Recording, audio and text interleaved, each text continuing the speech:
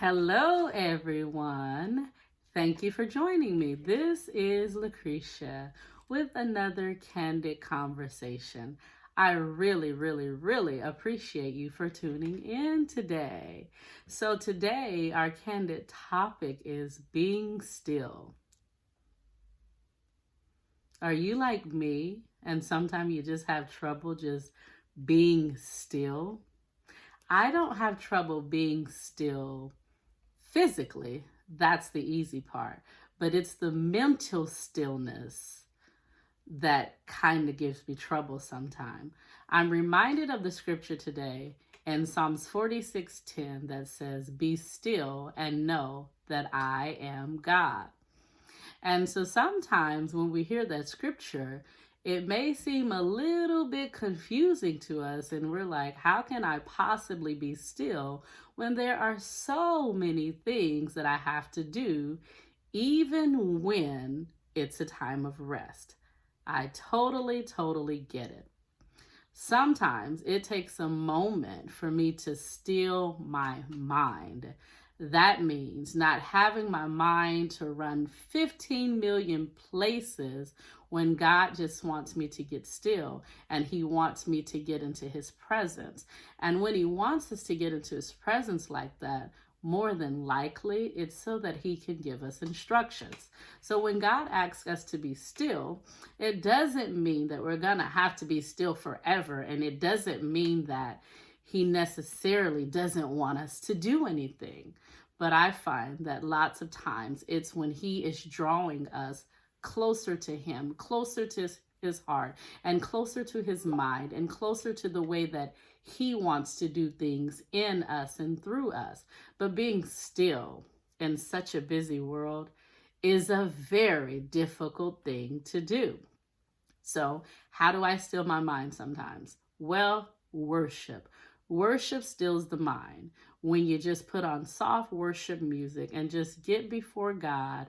And sometimes we feel like we have to fill in the silence with a whole lot of excessive talking or explaining or calling out to God. That's not always necessarily the case either. Sometimes we just need to get still. Our mouth needs to be still. Our heart needs to be still. Our emotion needs to be still, because no matter what's going on, He's still God. There's not a moment in time, in the universe, in a day, in a decade, in a century, that He's not God. And so when we're able to still our minds and to still our hearts, then it shows us that we are really trusting God. And a lot of times I find when He asks me to get still, and He begins to release instructions to me. And so during a time of stillness, don't worry. More than likely, when you go before Him, He's going to give you some type of an assignment. There's something that we're supposed to be doing even in the stillness. But sometimes we have so much chaos going on in our world and in our mind that when He calls us to a place of stillness, if we're not careful, we begin to feel very bored. And it's like, oh my goodness, I must do something. I can't just sit here and be still and do nothing. And then we begin to get into works, doing all of these other things, and we've missed the moment and time to be still before God. So being still before God is not a timeout. It's not a punishment. It's so that He can draw you to Him heart to heart and maybe give you a fresh set of instructions for a new season. Or maybe He can just pull you close to Him and say, son, daughter, I love you. So I admonish you today, like Psalms 46:10 says, to be still today and to know that He is God, and to wait upon the Lord and wait for the instructions that He is sure to give you in the stillness. But it's not just stilling your body.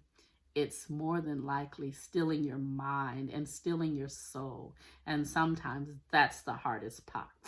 This is Lucretia with another candid conversation, and today I encourage you to be still and know that He is God. Thank you. Bye-bye.